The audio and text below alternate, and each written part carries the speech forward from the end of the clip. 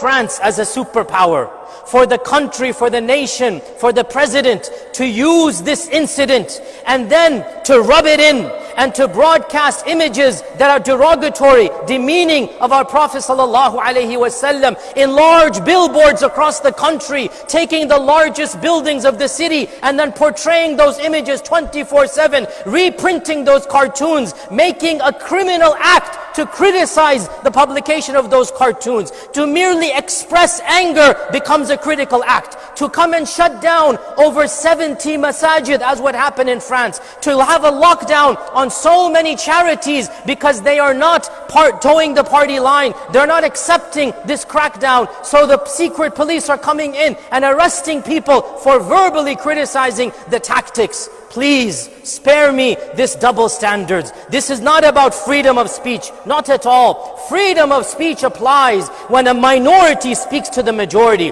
Freedom of speech applies when those that are bullied have the freedom to speak out against those that bully them. When truth is spoken to power, that is freedom of speech. When the president, when a country, when an army act like thugs and they teach their own people to hate a minority, to have bad things about the minority, this is not freedom of speech. This is nothing but thuggery. This is nothing but an incitement of hatred. Freedom of speech does not apply over here. Less than 7% of France is Muslim. Less than 7%. Don't tell me that the 90% are intimidated. They're not going to speak their freedom. On the contrary, the acts of violence that happen at the hands of Muslims is negligible. One act, millions of Muslims, and one thing. These are statistics of any crime, any mafia, any negative that happens in a community. But what is the response? The criminalization of the entire religion of Islam.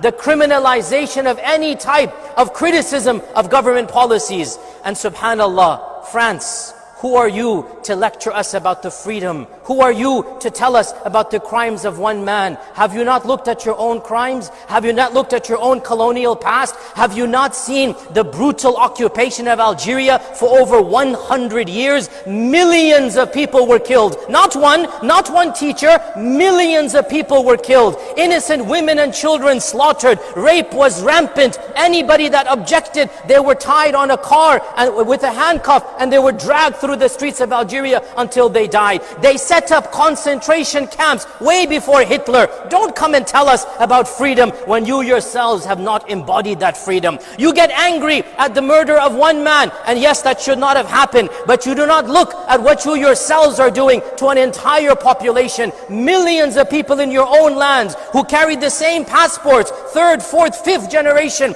of North African descent. They are in your lands because of you and your colonization. Don't blame them. They are there because you needed them to be laborers, to be manual workers. You brought them in because you colonized their lands. Now their children, great-great-grandchildren, now you discriminate against them. You don't give them the same education. You ghettoize them. You put them in the outside of the suburbs. You don't give them jobs. At every single opportunity, you shut the doors on their faces. This crime that occurred, the teacher that was killed, it had nothing to do with the books of fiqh. And it had everything to do with how you treat your own Muslim community. I'm not justifying, I am contextualizing. And we need to be brave enough to say this. The murder that happened was wrong, but it was not a murder that came from the books of fiqh. This was a murder that came from the anger of how you are treating millions of your own citizens. This is not a justification, it is a contextualization. And what is the response? You want to make matters worse. This is not how a wise leader acts. You want to cause civil war between your own societies. You want to make a minority feel even less like they belong to that land by flouting everything that is sacred. That is not the way forward, dear friends. That is not the way forward. And us Muslims as well,